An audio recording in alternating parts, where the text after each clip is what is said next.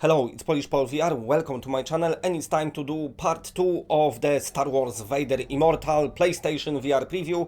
In last episode we spoke about part 1, today is part 2, and in third and final episode we obviously gonna speak about part 3.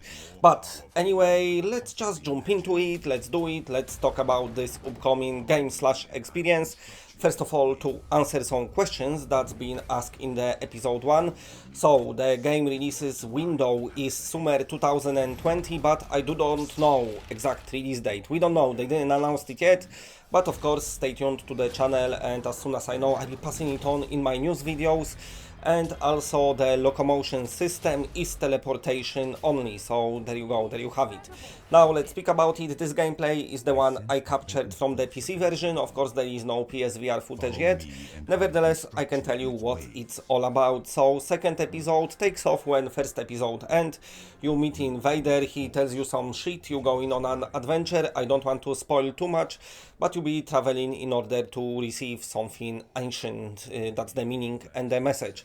In last episode you've been using lightsaber, it was all about those cool saber fun. This episode is all about the force, and I must say the force mechanics in this game was pretty nice.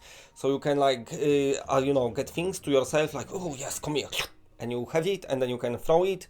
But later on they mixing things up a bit, so you can use the sword and lightsaber at the same time, which is nice because you can get your enemy close to you with your hand and then slash him with a sword, and it's great. Sadly the fights are not too long, and it plays kind of similar like the first one. So this is not a proper full-on game, it's marketed as experience. As we know, the rights to full-on Star Wars games only Electronic Arts have, so sadly they not done much in VR. But nevertheless, that's how they got around it. They said it's an experience, and it kind of plays like experience. For me, to best describe it is you going through the movie, like you watching Star Wars movie, but you actually in it. And you got in from scene to another scene, and in those scenes you get to interact with things. You can climb, of course, as well. You got little things what you have to stick inside other little things with little holes. And also, of course, you've got this lightsaber fighting. But what I like about it in first episode and also in this episode is those holy shit moments what can only be experienced in virtual reality. I don't want to spoil it too much, but sometimes you like enter the area and it looks beautiful. In this one you've got giant enemy fighting with you as well, that's pretty cool. So all in all, even though first episode I think it's about 10 minutes longer, this one was pretty fun as well.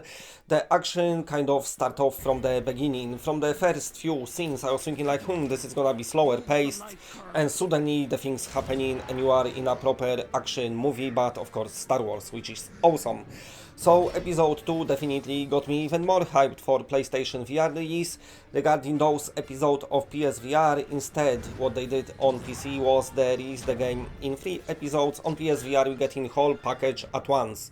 The episodes was priced as $9.99 each, so I'm assuming PlayStation VR version gonna be about $30. Maybe a bit cheaper, I don't know.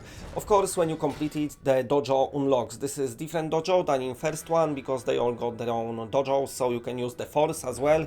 And this is, you've got some challenges, and I bet many people are gonna spend a lot of time in the VR dojo. So that was the episode 2. Let me know in comment sections, are you hyped for Star Wars Vader Immortal?